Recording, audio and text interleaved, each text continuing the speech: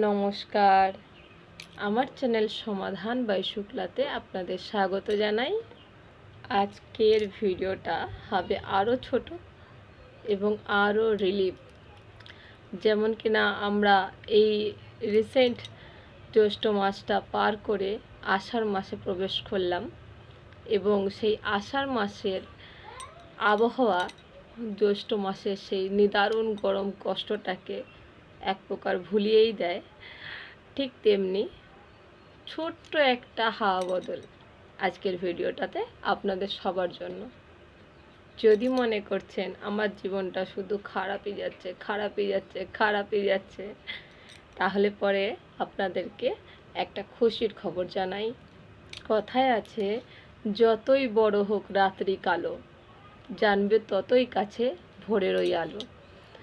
যদি আপনার জীবনটা শুধু অন্ধকারময় লাগছে এবং যদি আপনার বয়স হয় 30-এর নিচে, অর্থাৎ 30 ছুঁই হলেও হয়ে যাবে, কোনো অসুবিধা নেই, বা 30 বা 30-এর কম, আপনার হাতে যদি কোনো রেখা নিদারুণ কষ্টেরও হয় বা হাতে, তাহলে একবার একটু কষ্ট করে নিজের ডান হাতটার দিকে তাকিয়ে দেখুন।